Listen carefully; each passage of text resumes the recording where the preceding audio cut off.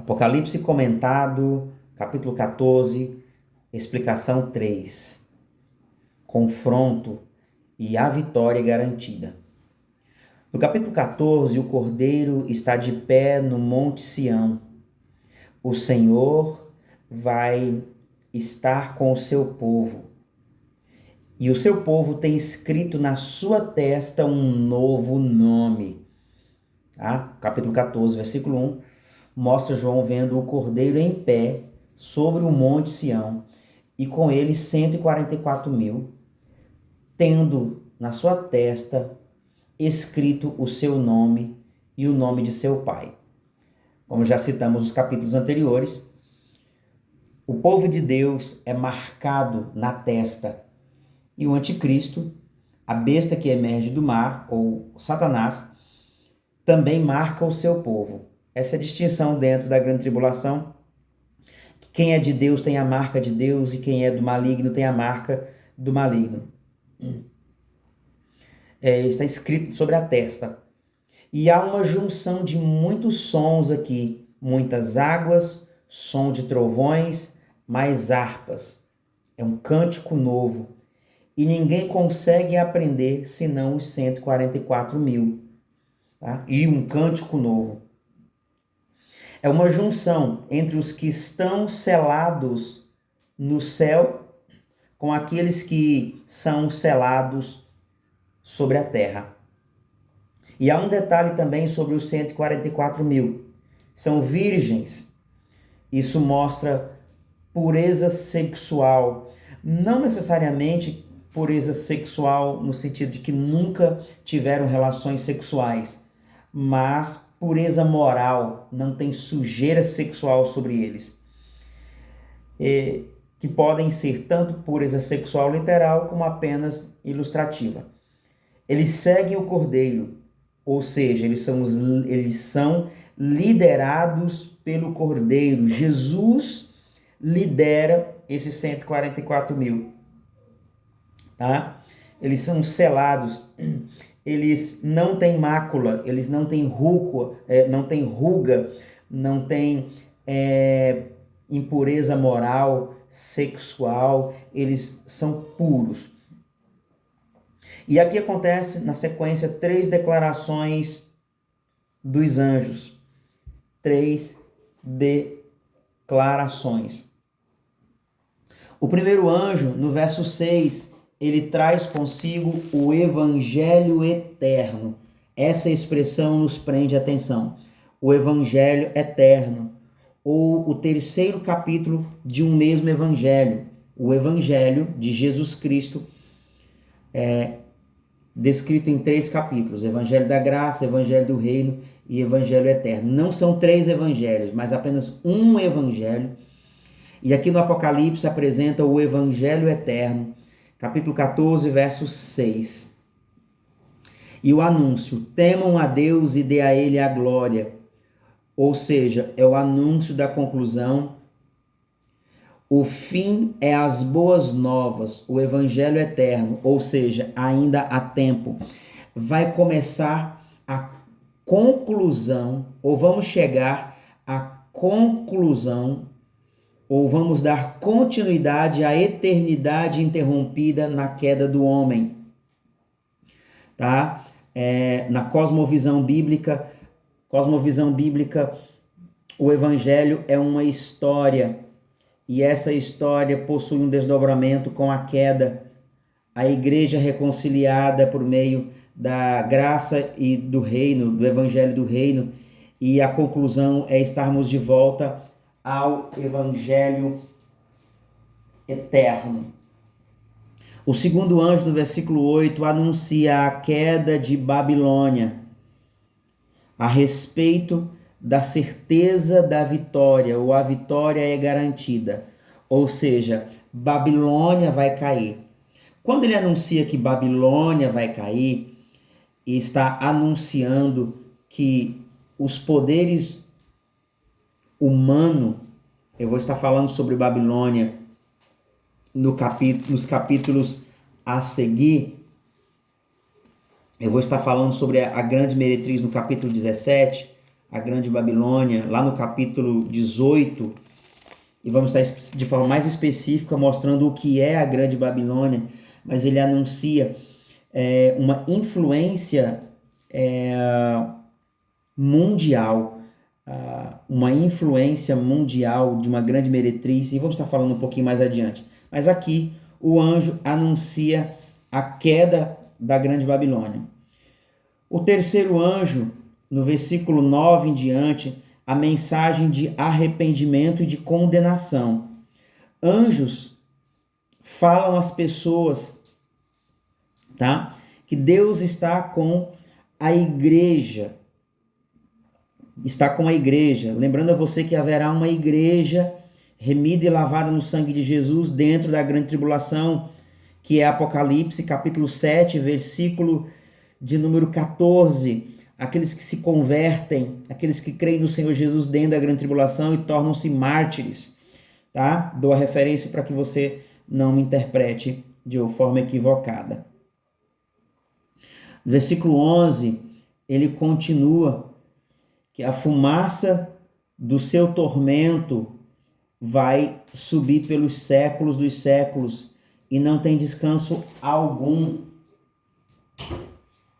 Não haverá descanso, tá? Nem de dia nem de noite, para os adoradores da besta e adoradores da sua imagem, e quem quer que receba a marca do seu nome. Que uma promessa, tá? Deus vai punir a grande Babilônia e vai punir também os adoradores. Quem tiver a marca será punido e a punição será eterna. Para os 144 mil, para os remidos de Cristo, a vitória é garantida. Versículo 15.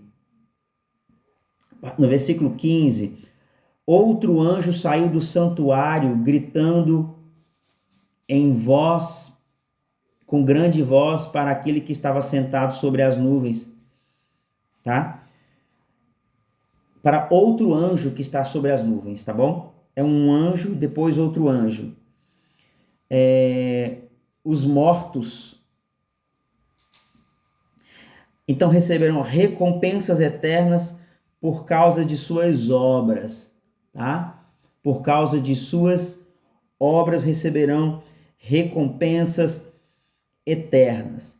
Então aqui nós vamos ver aqui a quarta voz, e no versículo 14 começa a falar de uma colheita. Há uma colheita.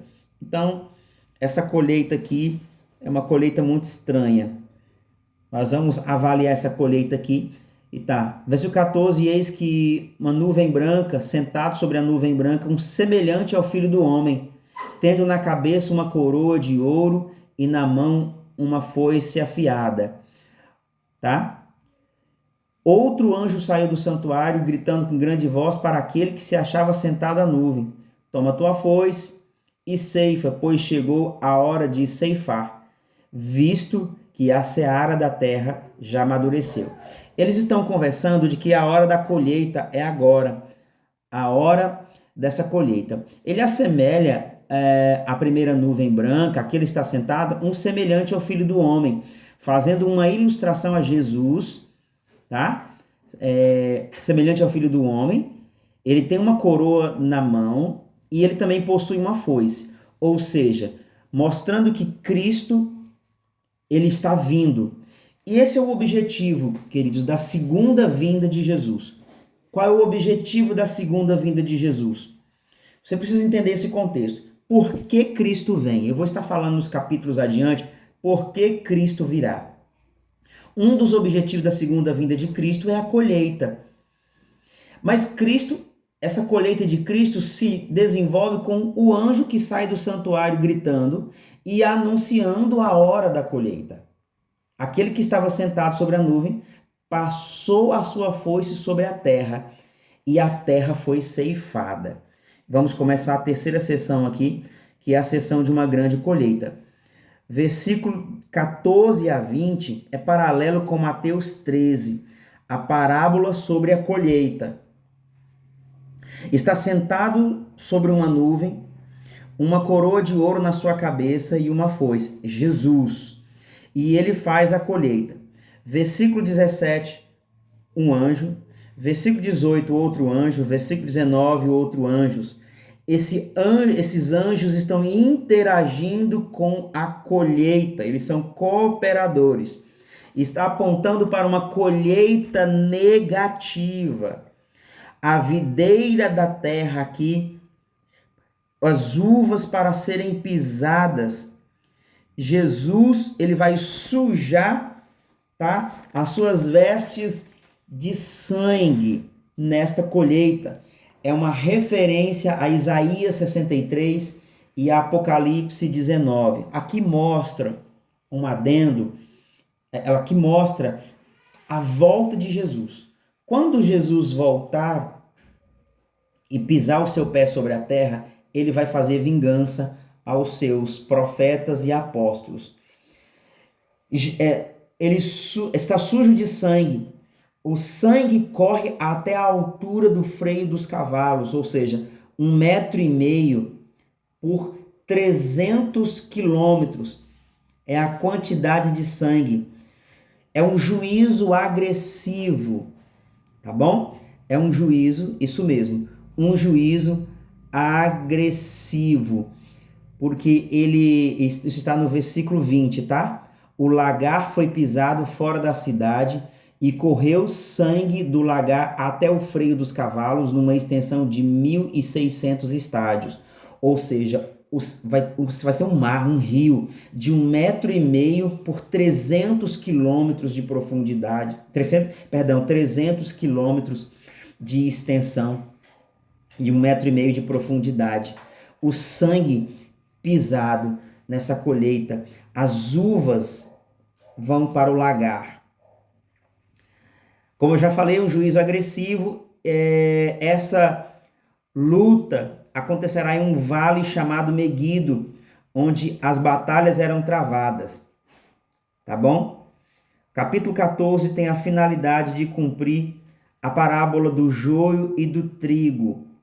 A parábola mostra que a parábola do joio e do trigo, gente, ela não está falando da igreja atual, tá bom? A própria parábola está explicando que o joio e o trigo têm que crescer juntos.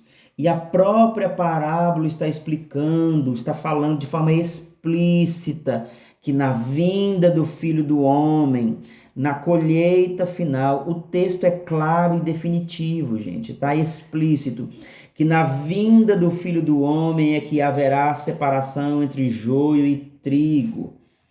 Está falando do fim dos tempos, na segunda vinda. Tá? O fim dos tempos é a maturidade e a finalidade da segunda vinda é separar o joio do trigo.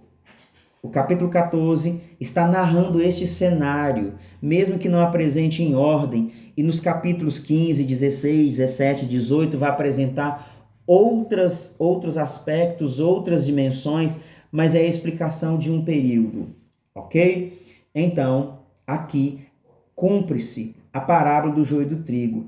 E o Senhor Jesus, no capítulo 19, está linkado com o capítulo 14. Por isso que ele vai estar com as suas vestes sujas de sangue, porque ele tira as uvas, ele faz a colheita das uvas, uma colheita negativa, e leva para o lagar, que era um buraco na pedra, onde quem transformava a uva em vinho, pisava as uvas, que seria o quê? O juízo final, a punição do fim dos tempos, está demonstrado com a vinda de Cristo, ou a batalha de Meguido e os flagelos que são liberados. Então, o capítulo 14 está narrando essa vinda de Cristo, o retorno da sua vinda, ou como ela se dará, uma colheita, está narrando que haverá uma colheita, ou seja, uma separação entre joio e trigo, ok? Este foi o capítulo 14, a terceira explicação de como sucederá essa volta do Senhor Jesus. Essa foi a explicação do capítulo 14 e até o capítulo 15.